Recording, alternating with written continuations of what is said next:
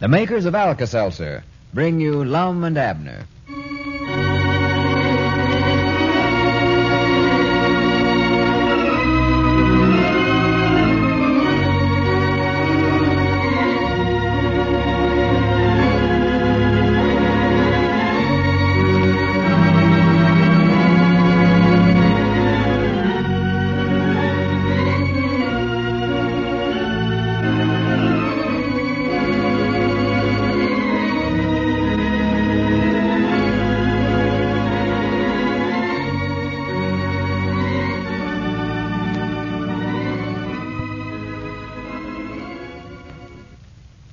You know, friends, I think one of the big reasons why so many of you enjoy these broadcasts is because, well, life down in Pine Ridge is so quiet and peaceful, so different from the life many of us are forced to live these days. We hurry to work in the morning. We hurry through our work during the day, and we hurry home at night. We hurry through dinner. Then we hurry out for the evening to get some relaxation. I say it's no wonder that headaches, nervous indigestion, and other minor stomach upsets are so common these days. Now, if you're one of these folks who's always on the go, I hope for your sake that you're acquainted with Alka-Seltzer. If you are Alka-Seltzer-wise, you already know how quickly and pleasantly it offers relief. And if you don't know from experience how helpful Alka-Seltzer can be, don't put off trying it any longer. Take Alka-Seltzer for headaches, for nervous indigestion, distress after meals, muscular aches and pains and fatigue, and morning after misery. You'll feel better fast. Never be without a package of Alka-Seltzer tablets in your home and at your place of work. Get it at any drugstore. And now, let's see what's going on down in Pine Ridge. Well, the bank Lum and Abner recently opened in Pine Ridge seems to be getting off to a good start. Even though the deposits were a little slow in getting started, they're now increasing every day.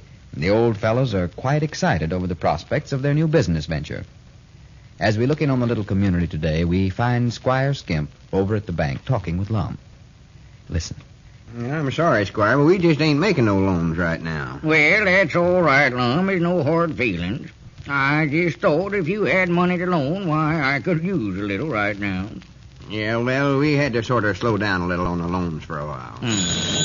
Well, I can get it in at the bank at the county seat, all right. I just thought I'd rather do business here at home, you know. Excuse me a minute, Squire. That's our ring. Well, I've got to be going anyway, Lum. I'll see you later. Yeah, all right, Squire. Good day, Abner. Huh? Oh, good day, Squire. Hello? Pine Ridge United Bank and Jot'em Down store talking. Who? Oh, howdy, Luke. For how much? Just a minute and I'll see. Who is it, Lum? Luke Spears wants to know if Cedric Weehunt's check's good for 10 cents. Yeah, it's good. Cedric's got better than $80 left in the bank. I know it. I just want Luke to wait a minute like I'm looking it up. Don't want him to think we got such a few accounts over here I can't recollect them all. Hello, Luke. I finally found out. Yeah, the check's all right. Yeah, all right, Luke. Not at all, not at all. Goodbye. That Luke don't trust nobody, does he? No, sir.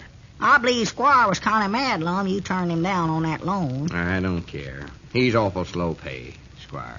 Well, I thought you said the other day that's the kind we wanted to loan money to, them that's slow, so we could collect more interest off of them. Well, would you loan Squire Skimp $200 of your money?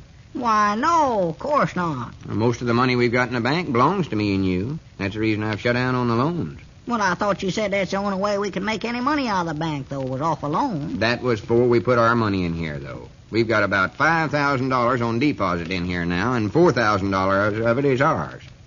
Every time we lend somebody $5, $4 of them dollars belongs to us. Yeah, I hadn't thought about that. But Squire said he could get it in there at the bank at the county seat. Yeah, but he was just talking to hear his head rattle. He's done tried in there. He wouldn't have come to us. Yeah, more than likely. Well, how are we going to make any money if we don't loan some, though, Lum? Well, it ain't costing us nothing to run the bank here, Abner. Only thing we're out is them blank checks they use. They don't amount to nothing. Except Cedric, he writes about 15 or 20 checks a day. No, but it takes up a lot of your time doing all that book work and all, and I have to run the store here by myself. Well, I don't mind the extra work it's putting me to. One thing it's doing, though, folks around this town have got a different altitude towards us now. Have you noticed how nice everybody is to us now since we opened up the bank? Yeah. Nearly everybody calls me Mr. Edwards now. Yeah, me too. Calls me Mr. Peabody. But I'd a heaped rather they'd just call me Abner, though, Lum. They ain't as friendly as they was. Act like they're scared of me. Yeah, folks have just natural got a lot of respect for success. But I worked harder here in the store than I ever did. Our business has just picked up something awful here lately. You don't notice it so much, you spending all your time over there working on them books. Yeah, the bank's helping the store business. Ain't no doubts about that. I reckon they figure if they give us their business in the store, they might be able to borrow some money later. Yeah, more than likely. I think eventually we'll have all the business there is here in town. Everybody around here trusts us, but I think some of them is just holding off to see whether we know enough to run a bank or not. Yeah, well, they'll find out they don't have to worry about that. Yes, sir, I don't know myself how we've catched on to it so quick. But I don't believe there's no one thing about the banking business that I don't know.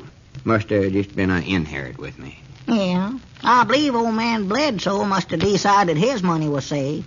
Ever since he put that $12 in here, while he's been sitting out there on the porch all day long watching us till today. He ain't showed up yet today. Well, he was in early this morning. Come in wanting to draw out his balance. Well, Writ me out a check, and I hand him the money, and he handed it right back to me. Said he just wanted to be sure he could get it if he wanted it. yeah. Well, he's been awful nervous about it. If he couldn't have got it, he'd more than likely took it and buried it again. But as long as he found out he could get it, he didn't want it. Yeah. Well, he sat out there all day yesterday. Wait a minute. Who's that coming up out there? I don't know. Never seen him before. Must be a drummer. I hope it ain't the bank examiner. I still ain't been able to get them books to balance. Well, he's coming in all right. There he comes. Yeah. Howdy do, sir. What can we do for you? I was looking for the bank. I understood it was in this building. Yeah, this is it right here. See, that's the store over there. All this part with the chicken wire around it is the bank. Did you want to make a deposit or something? Why, no, I was looking for a safe deposit vault. Well, there's the safest one you ever seen right down there. Ain't nobody knows the combination to it except me and my partner over there. Howdy do, sir. And we're both honest, guaranteed. Mr. Moots over at the barber shop told me that you might have a place where I could leave some valuable papers. Yeah, we can take care of them for you, all right. Are you a friend of Mose Moot? Well, not exactly a friend. One of his relates, huh? You must be his cousin from Kansas City. Why, yes. Oh, I've heard him speak of you a lot of times. Glad to have you doing business with us. Well, here, I want to leave this box in your vault for a few days. I have some insurance papers and one thing and another in there. Yes, sir. Not particularly valuable to anybody else, but they're worth quite a lot to me. Well, here. We'll take care of them for you. I don't know why I'm talking so low. Get me down here to where I'm whispering. Well, I may not be able to pick up this box myself, but if you'll make me out a receipt, why, you can turn the box over to whoever presents the receipt. Yeah, that'll be all right. Let's see here. I ought to have some blank receipts for such as this, but I ain't. I can just write one out. Received... That blame pen can't write nothing without it smearing. Here, try this fountain pen. Oh, yeah. Thank you. Yeah, that's a dandy. Been laying off to get myself one of them self-fillers. Received of... I've heard Mose call your name 1,000 times. Devereaux, ain't it? Yes, John Devereaux. That'll be fine. Received of John Devereaux, 110 box. Ain't necessary to say what all's in it, is it? Why, no. See, there's nothing in there but some papers. Oh, yeah. Yeah, well, I'll sign it.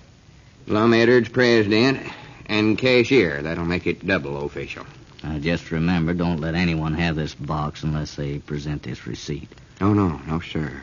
It's safe. You don't have to worry about that. And I'd rather you wouldn't let anyone know that I left it here. No, sir. Hear that, Abner? Don't tell nobody about the box being here. I ain't gonna say nothing. Here, Abner, take it down and put it in the safe right now. Yeah. And there's your receipt. All right. How much do I owe you? Oh, nothing. Nothing at all. Just glad to do anything for any kin of Moses. Well, here, this is for your trouble. $5? Well, it ain't worth that. It's worth it to me. I may be back in a few days, but if not, why, hold it until someone presents this receipt. All right, sir. Yes, sir. And much obliged to you. That's all right. Thank you. Goodbye. Goodbye, sir. Come back again. And don't worry about your box. $5. Grannies, that's as much as a safe costs us. This banking's all right, you know it. Make money on all sides. Yeah, that Mose must have some rich kin folks. Yeah. Look at that car he's driving off in there. Shame he can't talk louder, ain't it? Yeah, he sort of whisper. Whisper. Whispering John. Yeah. And there's no telling how valuable them papers is. Wait a minute. Look here, Dad blame if I didn't let him walk right out without his fountain pen. Well, I do know. Well, he'll more likely be visiting here for a day or two. Why don't you call up Mose and tell him that his cousin left his fountain pen over here? Yeah. Never once thought about that. Laid it right down after I used it. Notice he's awful free with his money, I'll say that. Don't sound like Moses' side of the family. Hello, Mose. This is Lum Abner. Oh, tolerably. I just called to tell you your cousin John from Kansas City was just in here and left a fountain pen. So I just wanted you to tell him where it was at. Well, she's my cousin. Yeah, he said you sent him over here. Her uncle. Well, I do know. Brother, he'd give him one. Yeah? Well, that's him. Well, if you see him, tell him I've got it anyway. All right, Mose. Goodbye. Goodness, that's peculiar. Huh? I don't see how the feller could get himself so mixed up about his own relations. What's the matter, Lum? Mose says he ain't got no cousin here in town. Huh? He described this feller to me, though. I know it's the same one. Mose said he come in there and got a shave and had his mustache cut off. Asked him if there's a bank in town, and Mose sent him over here. Well, I'll be dead blamed. And him whispering that way. Reckon what's in that box? Oh, for the good old days. How many times we hear someone make this remark. But I wonder, were the good old days so good after all? Now, how would you like, for example, to have to go back to the old-fashioned methods of caring for a cold, now that the modern, easy Alka-Seltzer way has proven to be so effective, so pleasant? Well, I tell you, folks, there's just no comparison. Until you've tried it, you have no idea how quickly and pleasantly Alka-Seltzer offers relief from that aching head and that dull, stuffed-up feeling of a cold. You'll want to use it, too, as a gargle for that accompanying sore throat. So be modern, folks. Be wise. The next time you catch cold, follow the easy, simple directions in the Alka-Seltzer package and see how much better it makes you feel. If you haven't any Alka-Seltzer in your home now, get some from your druggist tonight. Or tomorrow, sure.